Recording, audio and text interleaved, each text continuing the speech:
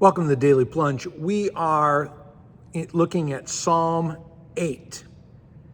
It begins with Lord, our Lord. And the Lord in small caps designates the unique name of the God of Israel, which is Yahweh.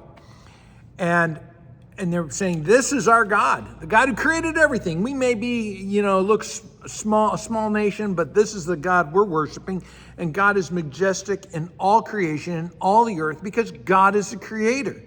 And the word majestic points to the fact that God is superior to everything, because everything else is created. And all creation points to him, just like a beautiful piece of art, a wonderful musical score, or some brilliant tech device. All give credit and acclaim to the artist, to the developer.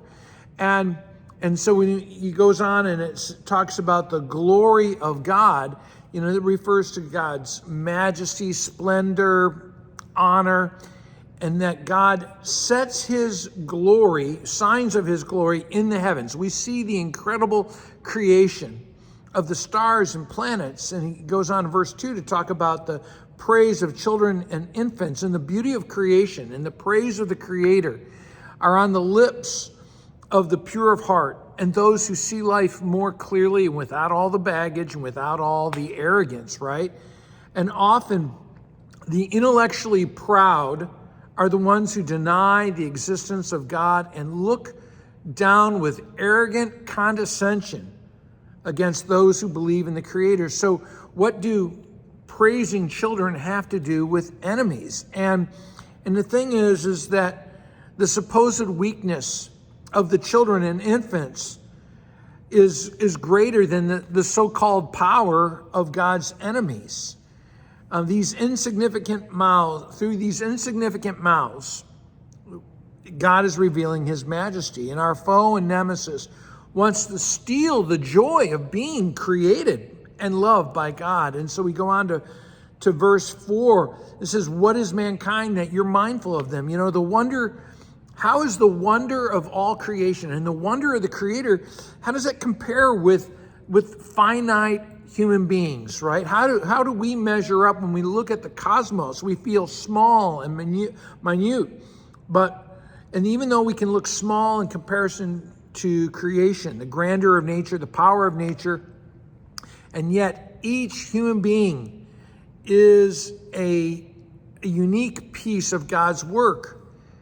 And how can it be that God is even bothered to know about or care for a mere human being? And yet the majesty and wonder of God is that he does. He loves us. And so God has now given dominion and stewardship of his creation over to his children. And part of this is that God's intention for humanity is to embody the fingerprint of God and to carry forward the glory and honor of God in their lives, in their own being and in their lives.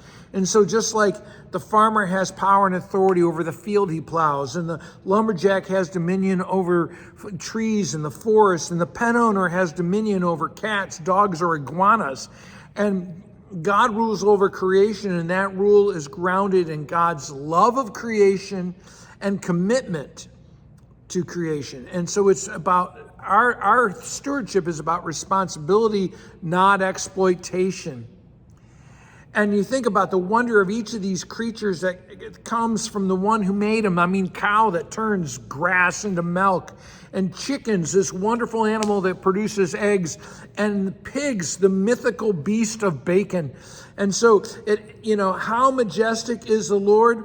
The Lord's creative power is embodied in all of creation, and everything gives witness to the Creator, and so should we. Hey, thanks, friends. Have a blessed day.